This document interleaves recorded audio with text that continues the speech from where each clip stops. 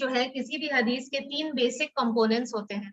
हर चीज का जैसे प्लांट का डिफरेंट पार्ट्स है, root, stems, cell, leaves, fruits, वैसे हदीस के 3 बेसिक पार्ट्स हैं। क्या है वो? इस्नाद, तरफ और मतन। इस्नाद क्या है? Sequence of reporters. This is the chain of narrator's through which the हदीस हैज बीन ट्रांसमिटेड। तरफ क्या है? Introductory text. अगर आप अरबी में अगर आप हदीस का टेक्स्ट अगर उठाते हैं, अरबी टेक्स्ट देखें, जैसे sunnah.com में अगर आप देखेंगे कि एक इंग्लिश लेफ्ट में इंग्लिश ट्रांसलेशन होता है और उसका जो ओरिजिनल अरेबिक वर्जन है वो राइट में होता है। तो जब आप अरबी में आप पढ़ेंगे तो उसमें on the authority of Abu Hurairah, उससे पहले भी एक टेक्स्ट होता है। तो ये क्या होता है? वो टेक्स्ट का इंट्रोडक्शन होता है। This is kind of you can say preamble to that हदीस। और इसमें क्या होता है? This is the beginning of the text which refers to the actions of the characteristics of Rasulullah.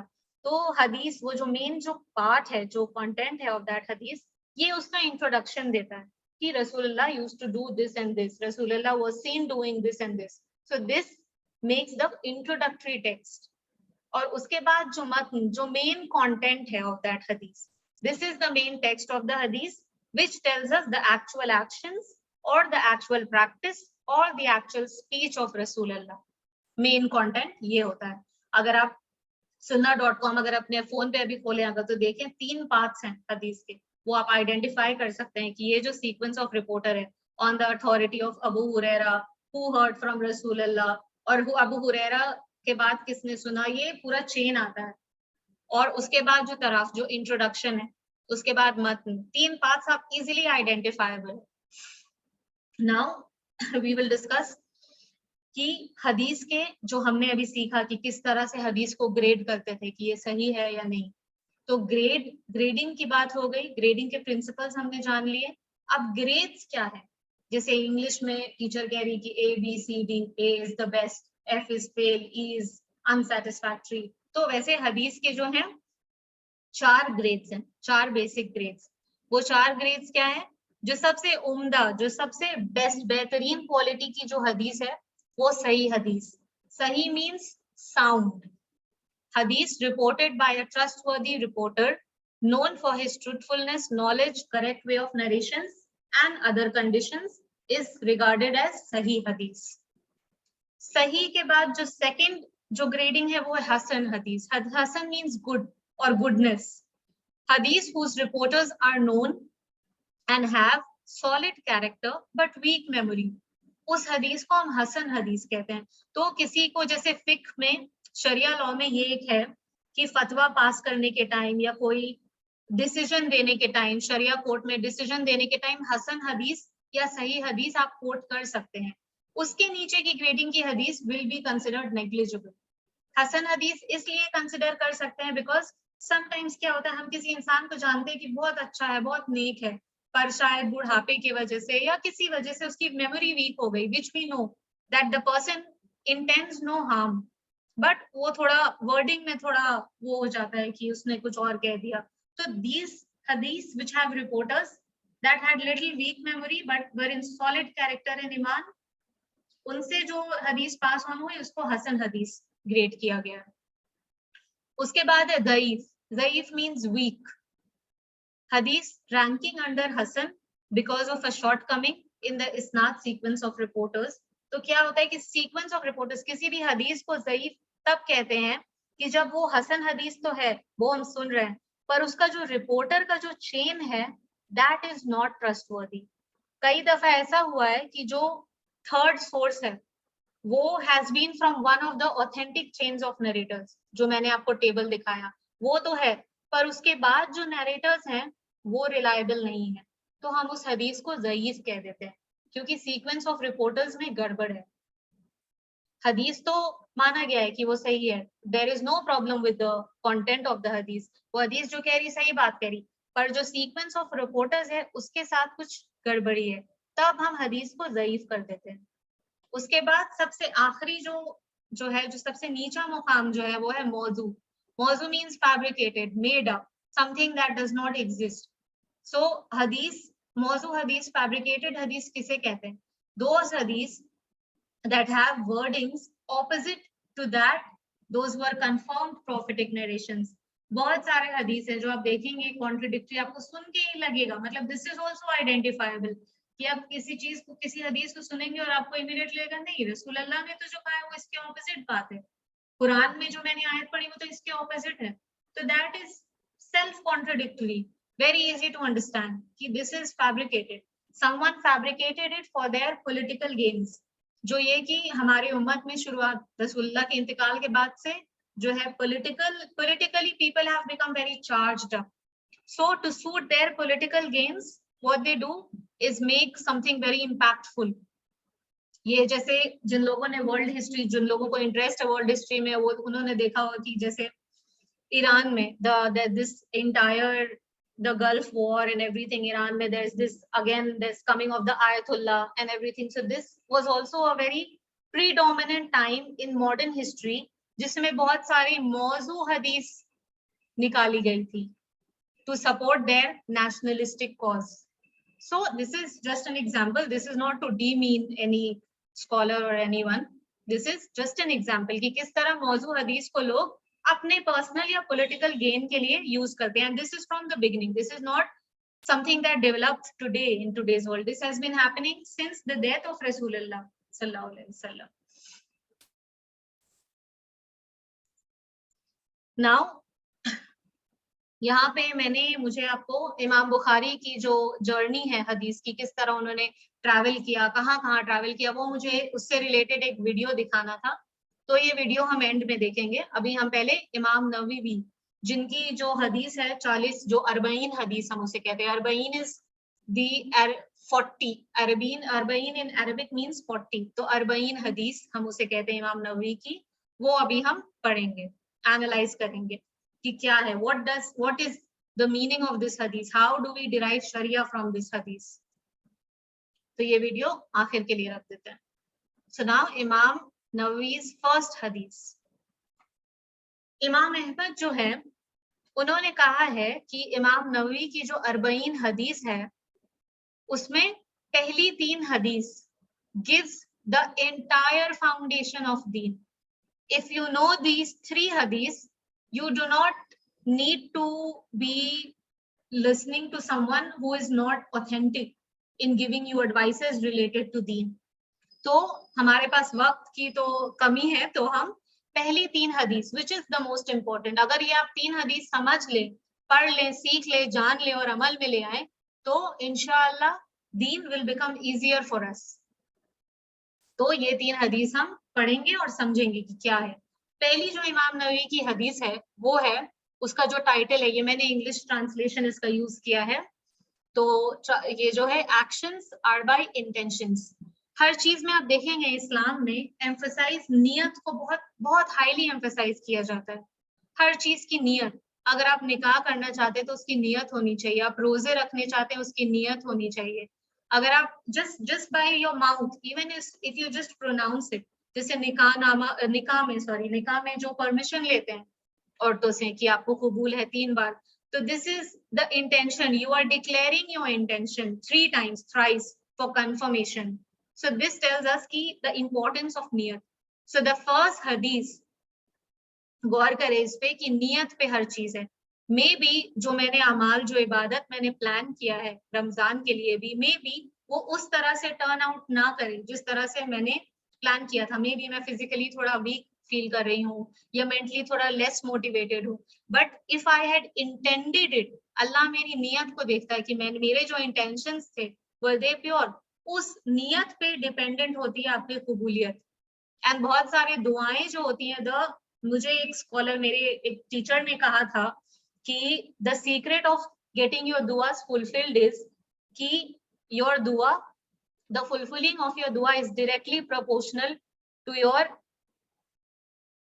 क्या बोलते हैं, actions. कि आप जितनी बार, ये अल्लाह मेजर करता है कि क्या आप वाकई उतनी सीरियस हैं, आप जिस चीज के लिए दुआ कर रही हैं, जिस चीज को मांग रही हैं दुआ में, उसको आप एक्टिवली सीख कर रही हैं through your everyday practical life, through your actions, through your behaviour, through your manners.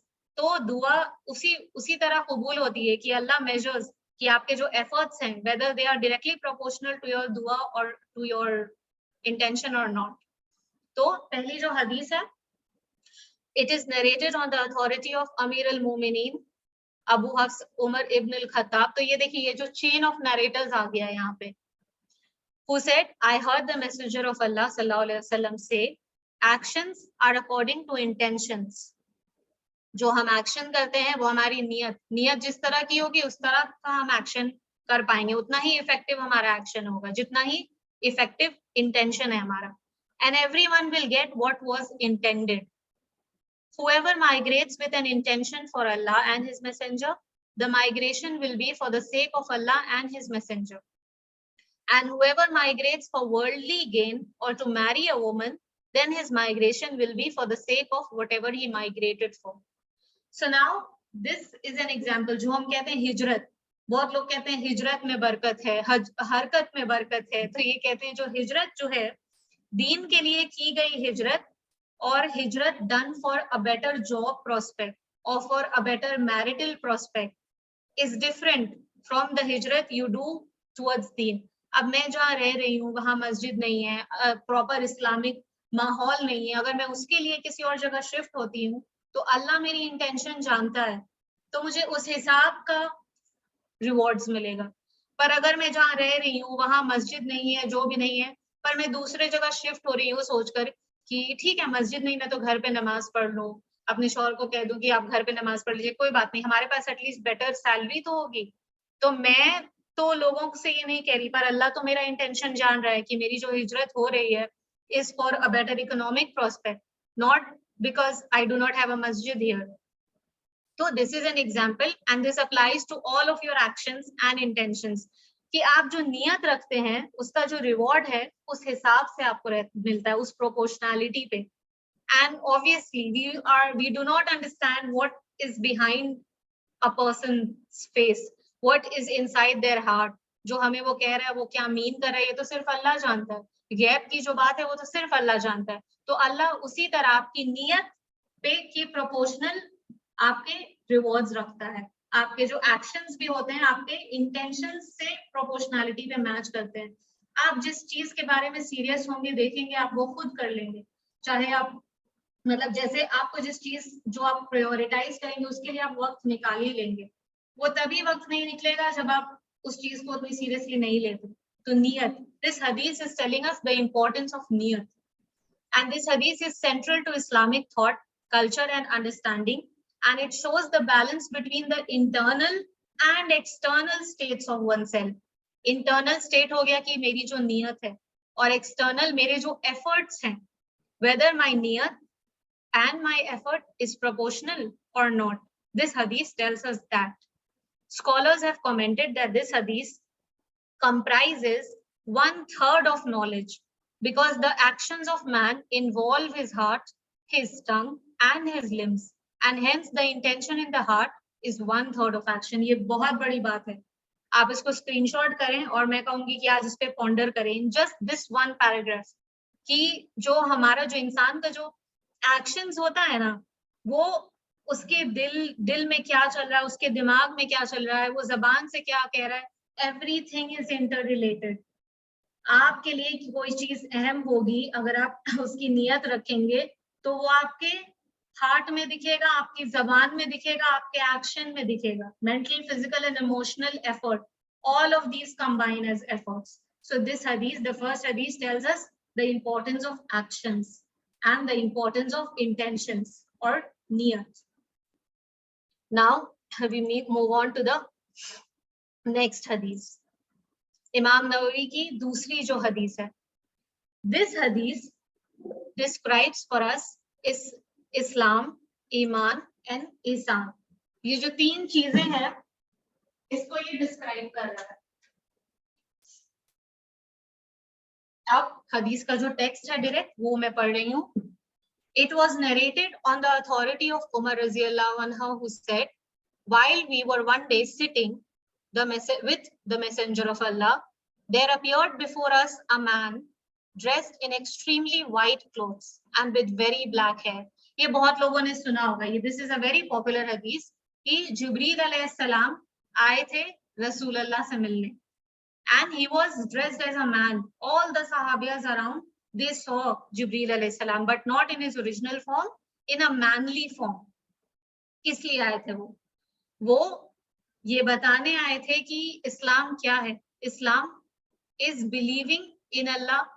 वो बताने आए थे कि ईमान क्या है, वो बताने आए थे कि ihsan क्या है. तो वो क्या है वो भी हम हदीस के टेक्स्ट के जरिए समझेंगे. So what happened? Jibreel alayhi salam sat down close by the Prophet and said, "O Muhammad, inform me about Islam." या Muhammad, मुझे बताओ कि इस्लाम क्या है. रसूलुल्लाह उन्होंने क्या बताया कि Islam is that you should testify that there is no deity except Allah and that Muhammad is his messenger, and that you should perform salah, pay the zakat, fast during Ramzan, and perform hajj to the house of Allah if you are able to do so. तो आप देखें, this hadith gives us the 5 pillars of Islam, and this is the origin of the 5 pillars of Islam. कैसे आया ये 5 pillars of Islam? जिब्रील ने रसूलुल्लाह से पूछा कि मुझे बताएं कि इस्लाम क्या चीज है. रसूलुल्लाह ने बताया कि इस्लाम ये है, ये मानना कि अल्लाह के सिवा कोई और इबादत के काबिल नहीं. अल्लाह इलाही, इलाही is the Arabic root word of Allah, and ilahi means not no one, no, मतलब the only one who is capable of worship. तो अल्लाह के अलावा no one is capable of worship and Rasulullah is his messenger. तो ये तो पहला कलमा है, शहादत है हमारा. और बाकी जो है, बाकी के these are the rest of the 4 pillars. ज़कात, रोजे रखना, हज करना, नमाज पढ़नी. तो this is the 5 pillars.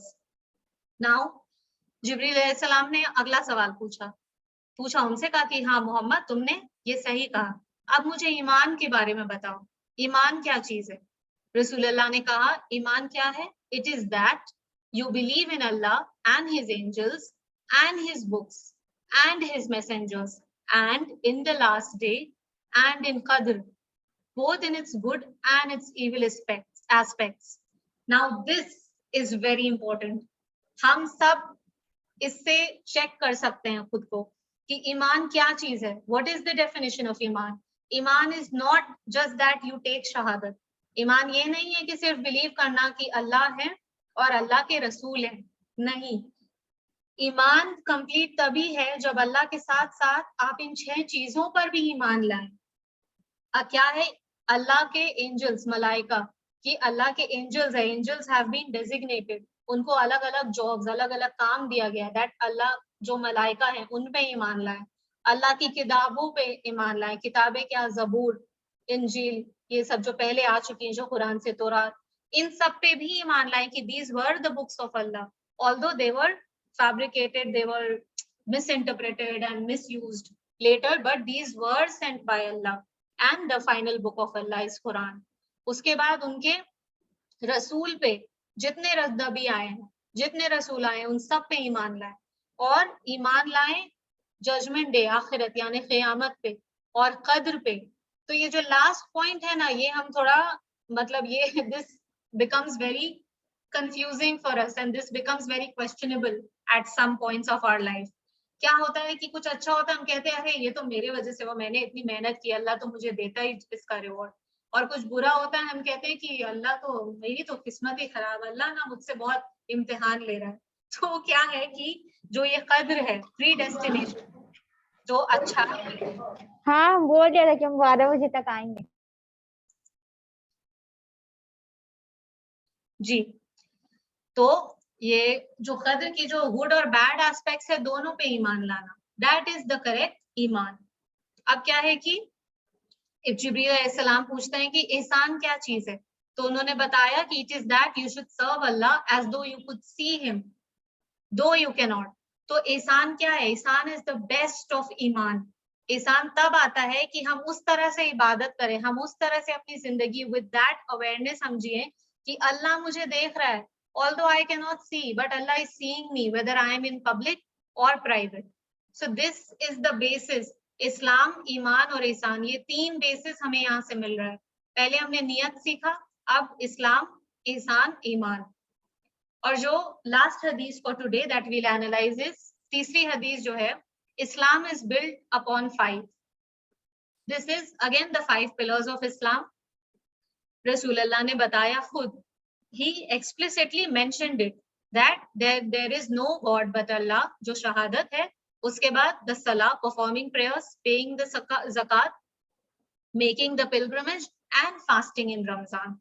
So if you see ये जो 3 hadith है, they are summarizing the entire deen for us. जो Imam Ahmad, he was also a very very popular hadith scholars, in fact one of the foundations, he was the founders of Sharia. उन्होंने ये कहा है कि इमाम नवी की जो 3 हदीस है, 40 की जो पहली 3 हदीस, this summarizes the entire Islam, the entire deen that you need to know in order to be a practicing Muslim. So this is where we end today formally. And उसके बाद जो है आखिर में मैंने जो कहा कि मैं आपको, ये मेरा बस एक पर्सनल वो है, इमाम बुखारी के बारे में खुद पढ़ेंगे तो आप समझेंगे कि इमाम बुखारी क्या चीज है, we can not imagine in today's time. So rather मैं चाहती हूँ कि हम एक छोटा सा एक वीडियो है वो देखें और इंशाल्लाह उस वीडियो से हम ये समझ पाएंगे कि कितनी मेहनत, कितना जज्बा इमाम बुखारी के अंदर था, जो मैं शायद अल्फाज में जो भी करूं मैं शायद कमी आ जाएगी, मैं ठीक से डिस्क्राइब नहीं कर पाऊंगी. तो हम वीडियो देखकर समझेंगे कि क्या इमाम बुखारी ने कितनी मेहनत की हमें सही हदीस इस फॉर्म में देने के लिए. तो यहाँ पर एक मैप है, अगर आप देख रहे हैं तो this was the travel route of इमाम Bukhari. These were the main centers of gathering hadith, of the main centers of hadith scholars.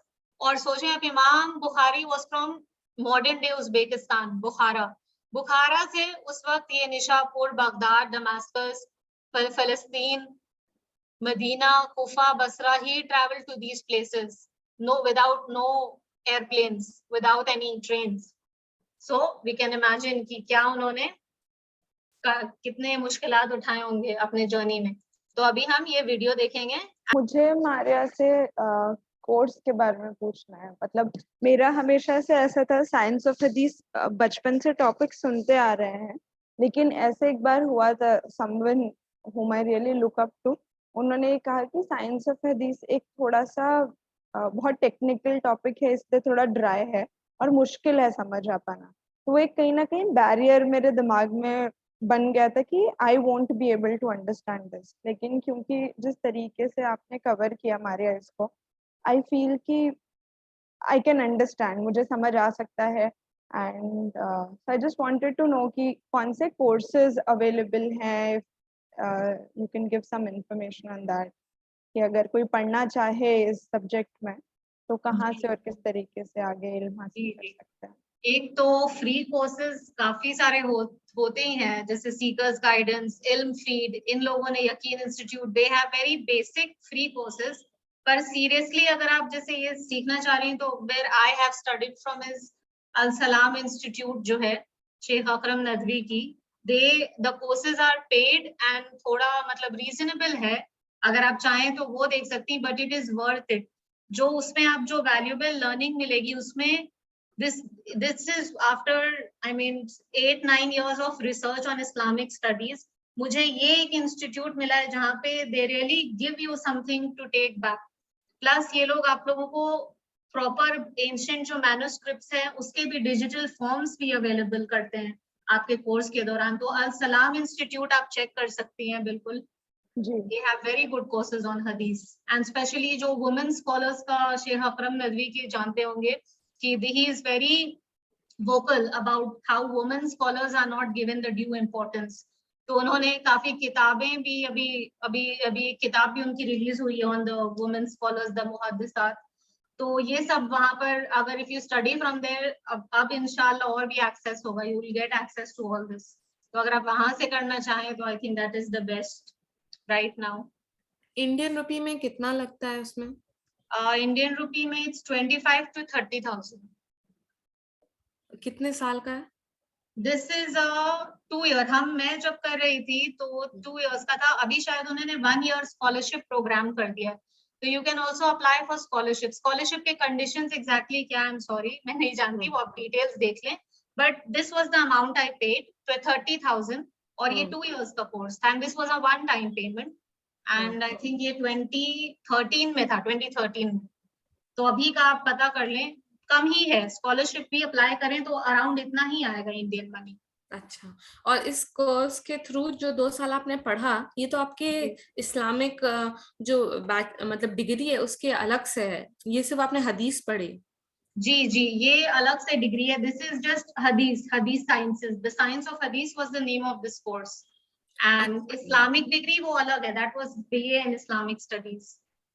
तो आपने 2 साल सिर्फ साइंस ऑफ हदीस पढ़ा है, अल्हम्दुलिल्लाह। जी तो इसमें ये है कि जैसे we use to have these brainstorming classes also, जिसमें जो शेख हैं, वहाँ के जो शेखा हैं, they use to interact with us. वो हमें एक सिचुएशन दे देते थे कि मान लीजिए कि आपके पास कल कोई अगर ये सिचुएशन ले आता है तो आप किस तरह से डिराइव करेंगे। So it was very participatory. तो हदीस as a science is not dry, मतलब ये आई विल डिफर हियर कि I don't think it's a dry subject. of all the things, it's not dry, it's very participatory, interactive, and ये आपकी जो active learning, it requires your active learning and thinking into it. So if Yeah. anyone is interested, I mean, this is something. और क्या है कि आपकी जो practicing, how can you become a practicing Muslim? I think this course has reinforced my practicing side as a Muslim. फिर एक message एक chat में ये है कि हदीस को आइडियली कहाँ से पढ़ना शुरू किया जाए, स्टेप बाय स्टेप। जी, तो अभी तो जैसे डिजिटल एज है, but I still prefer, I am a very big book worm, मैं अभी भी प्रेफर करती हूँ कि आप टेक्स्ट देखें, क्योंकि ये मैंने देखा है during my course, during my learning, कि sunnah.com जो एक है वो आप एक्सेस कर सकते हैं बेझिझक। sunnah.com में you will find most authentic digitised form of हदीस कट जो टेक्स्ट है, वो आप पढ़ सकते हैं। पर और सारे बहुत सारे मैंने एप्स में भी देखे हैं, वेरी वेल नोन मुस्लिम एप्स, जिसमें जबर जेर का फर्क आ जाता है। तो अरबी अगर आप सीखें तो आप समझेंगे कि जबर जेर का फर्क भी बहुत डिफरेंस क्रिएट कर देता है, and the connotations are taken very wrongly. तो इंस्टेड ऑफ दैट आप सबसे पहले तो 6 जो हदीस की किताबें हैं वो खरीदें।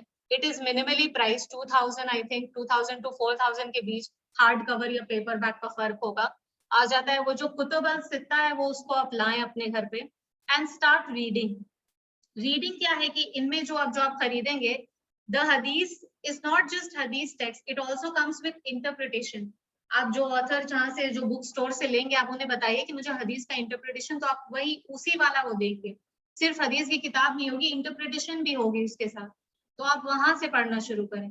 Once you read yourself, you will start having questions. तो these questions will further motivate you कि मैं अब प्रॉपर सीखूं, अब मुझे हदीस सीखना है। तो प्रॉपर सीखने के लिए there is Islamic online university, जो आई थिंक इस्लामिक स्टडीज में, आई डोंट थिंक उसमें कोई हदीस का कोर्स है as of now, but these are good resources, they have good free resources to access. And then आप इंटरेस्टेड हैं तो आप ऑनलाइन कोर्सेज देखें, या आप जहाँ रहते हैं वहां पता करें, देयर शुड बी, अगर इस्लामिक सेंटर्स हैं लोकल तो वहां पे भी हदीस सिखाते ही होंगे। स्कॉलर्स तो काफी हैं माशाल्लाह, हमारे इसमें इंडिया में भी बहुत हैं।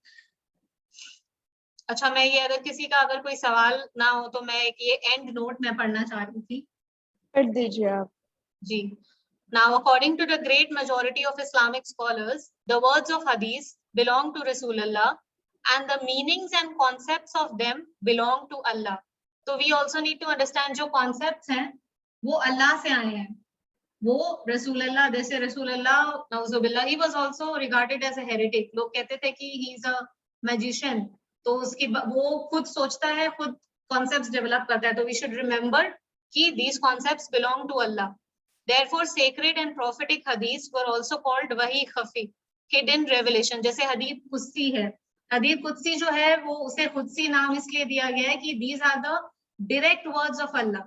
Hadith is the direct words of Rasulullah, but hadith कुदसी are the direct words of Allah.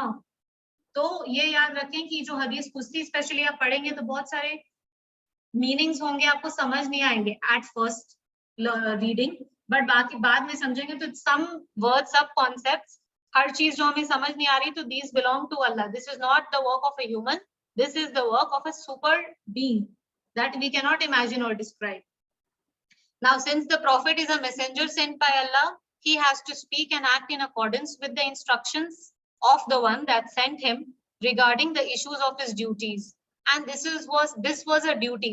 And we have to remember the prophet is a preacher. He was not a postman, which is why hadith exists. हदीस क्या है? It is Amal, it is the expansion of Quran, it is the extension of Quran. तो we have to remember कि हदीस सिर्फ सजा देने के लिए नहीं है, because the Rasul was not a postman, he was not just delivering messages, he was a preacher, he was actively delivering, practicing and teaching and spreading what he was learning. So this is what is expected of us also. Since हमने ये 2 दिन का बहुत ही काफी extensive course कर लिया हदीस का, तो ये हमारी भी जिम्मेदारी अब से बनती है कि हम फैक्ट चेक करें, रिस्पेक्टफुली अग्री और डिसअग्री करें कि ये जो मैंने सुना है वो सही है, whether it is trustworthy, not just in hadith, in everything. This will improve inshallah our familial life, our social, our personal and professional life. So last thing is Rasulullah की hadith से ये related है कि so take what the messenger assigns to you and deny yourselves that which he withholds from you. तो हदीस में जो बातें कही गई हैं directly हमें बताया गया है, there is nothing to question. The halal and haram distinction is very clear. The right and wrong distinction is very clear. जैसे अभी के modern youth थोड़ा वो होता है कि मतलब they have these gray areas, gray shades. No, right और wrong के बीच कोई line नहीं है. कोई gray area नहीं है. You can easily distinguish क्या सही है, क्या गलत है, जो हमें हदीस सिखाती है. तो because we have done this course, we have learned so much. We have seen the work that has gone behind this. So it is now our duty to fact check and practice and give what the messenger has given us, bring it into practice to honor Rasulullah. मुझे एक आपने जो अभी statement बोला है उससे ही related मेरे जहन में एक सवाल आया. कल ही मैं सुन रही थी etiquettes of learning knowledge IOU में बिलाल फिलिप्स का. तो उसमें उन्होंने एक बात ये बोली कि रसूल सल्लल्लाहु अलैहि वसल्लम की ही हदीस है कि कुछ चीजें हैं जो हलाल हैं और क्लियर हैं, और कुछ चीजें हैं जो हराम हैं और वो क्लियर हैं. और वो खुद बोल रहे हैं कि इनके बीच में कुछ चीजें हैं जो डाउटफुल हैं. मतलब मैं ये सोच रही थी कि रसूल सल्लल्लाहु अलैहि वसल्लम को ये बोलने की जरूरत नहीं थी, क्योंकि वो तो उस वक्त ही कैन क्लियरली से कि ये हलाल है, ये हराम है. बट वो फ्यूचर को दिमाग में रख के शायद उन्होंने कहा कि कुछ चीजें क्लियरली हलाल है, कुछ चीजें क्लियरली हराम है, और इन दोनों के बीच में कुछ चीजें हैं जो डाउटफुल हैं, और बेहतर है कि डाउटफुल वाले को हम छोड़ दें. तो मतलब कभी कभी मुझे लगता है मॉडर्न कॉन्टेक्स्ट में इट इज हलाल और हराम जो क्लियर है वो तो पता है, लेकिन कभी कभी एक आ जाते हैं, एक मशक्कत आ जाती है. जी, वो अपने पर्सनल कॉन्फ्लिक्ट्स हो जाते हैं. बट देन अगेन गाइडेंस है, there is enough guidance where you can. अब जैसे चोरी का जो ये जो शरिया लॉ है कि whoever is a thief cut their hands, cut, ये जो है when you study fiqh you will understand कि चोर को, अब किसी ने चोरी की, मैंने सुना कि इसने चोरी की, तो मैं जाकर उसके हाथ नहीं काट सकती. There has to be conditions to prove कि उसने जिस कंडीशन पे, जिस वक्त पे, जिस माशरे पे चोरी की, वहां पर क्या वो चोर कहलाएगा? शायद वो भूख से मर रहा हो, इसलिए उसने खाने के, अपने पेट भरने के लिए चोरी की, तो उसके हाथ नहीं काटे जा सकते. दिस इज व्हाई फिqh एंड शरिया exist, and this is where we understand कि हलाल और हराम अलग है, distinguished. But there is also a very thin area जहां पे हमें शरिया के हेल्प से, कुरान के हेल्प से, using our rational mind, justifications डाल के डिसाइड करने थिंग्स.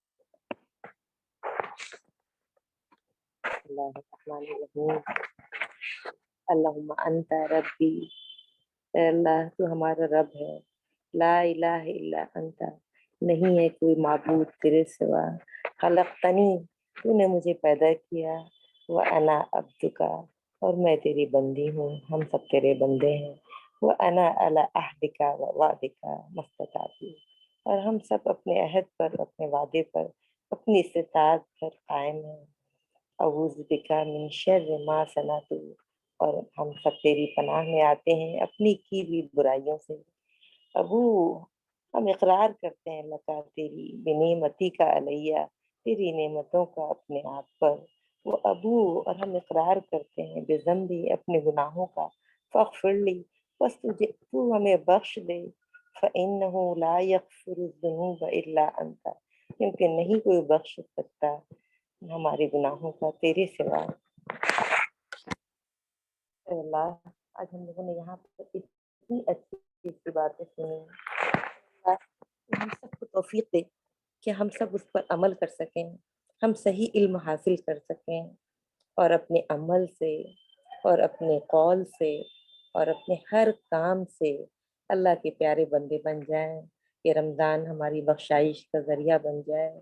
ये रमज़ान में हमारा हर अमल ऐसा हो जो अल्लाह को राज़ी करने वाला हो। ऐ अल्लाह तू हमें हिदायत दे, ऐ अल्लाह तू हमें सही रास्ता दे, ऐ अल्लाह तू हमें फ़ायदेमंद इल्म दे, ऐ अल्लाह तू हमें ताकत दे कि हम तेरे रोज़ों को और तेरी नमाज़ों को और तेरे दिए हुए तेरे बताए हुए हर काम को अच्छी तरह से कर सकें। ऐ अल्लाह तू हम सब से राज़ी हो जाए, ऐ अल्लाह तू हम सब से राज़ी हो जाए। ऐ अल्लाह ये मारिया ने जितनी मेहनत की है, ऐ अल्लाह और जिस तरह हम लोगों को सिखाने की कोशिश की है, ऐ अल्लाह उसकी कोशिश को तो कबूल कर ले अल्लाह और ये इल्म हम सब के लिए फ़ायदेमंद बना दे अल्लाह और हम सिर्फ सुने नहीं बल्कि इस पर अमल करने वाले बन जाएं। ऐ अल्लाह तुम्हें हिदायत दे, सही रास्ता दे दे। ऐ अल्लाह अल्लाहुम्मा इन्नका अफ़ून करीमुन तुहिब्बुल अफ़्व फ़अफ़ु अन्नी। ऐ अल्लाह, ऐ अल्लाह हमें हमें रोज़ी की बरकत नसीब कर दे। ऐ अल्लाह अपनी रहमतों में शामिल कर ले। ऐ अल्लाह इस रमज़ान में हमारा एक पल भी ऐसा ना गुज़रे जो तेरी याद से गाफिल हो। ऐ अल्लाह जो तेरी नाराज़गी का सबब बन जाए। रब्बना ला तुआखिज़ना इन नसीना व अख़्ताना रब्बना वला तहमिल अलैना इसरन कमा हमलतहु अलल लज़ीना मिन क़ब्लना रब्बना वला तहम्मिलना मा ला ताक़ता लना बिह वाफ़ु अन्ना वग़फ़िर लना वरहमना अंत मौलाना फ़ंसुरना अलल क़ौमिल काफ़िरीन। रब्बना ला तुज़िग़ क़ुलूबना बाद इज़ हदैतना व हब लना मिन लदुनका रहमा इन्नका अंतल वहाब। सुब्हान रब्बिका रब्बिल इज़्ज़ति अम्मा यसिफ़ून व सलामुन अलल मुरसलीन वल्हम्दुलिल्लाहि रब्बिल आलमीन। अस्सलामु अलैकुम।